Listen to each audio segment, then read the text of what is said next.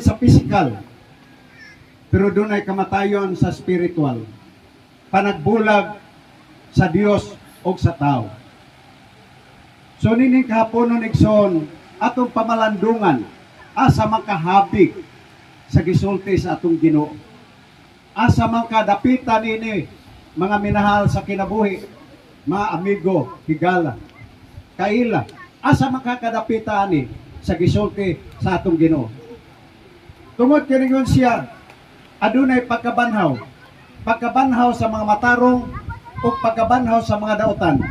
Ang pagkabanhaw sa mga matarong, mao nga makaangkon siya kinabuhing dayon. Apan ang pagkabanhaw sa daotan, ngadto sa hinukman sa siyo. Ang tao dili makabarog sa iyang pagkamatarong, sa iyang kaugalingon lang. Bisan unsaon niya pagpangandak nga magtinarong siya, mahiwi gyud ang iyang kinabuhi. Bisan pa sa matag higayon sa panahon sa Pasko, naikanta mga kaigsunan, bag-ong tuig, bag-ong kinabuhi, pero tuig ray na bag-o kinabuhi daan gihapon.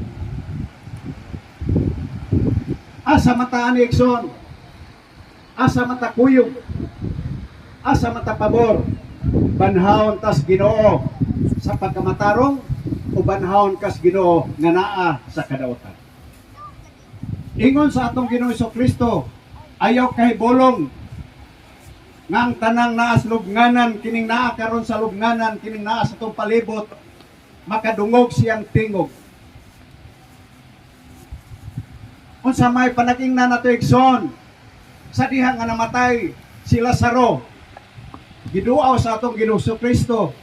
Unya mingon siya ngadto kang Lazaro, Lazaro, come forth. Lazaro, gawas. Si Lazaro migawas.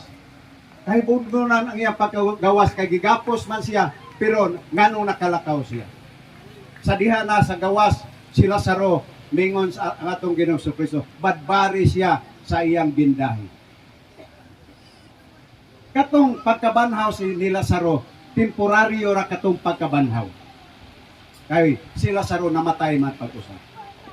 Pero kanang kamatayo na to mga kaigsunan, nagi address sa Ginoo, kamatayon sa mga matarong. Unsaon man nato pag hibaw nga ang tao matarong?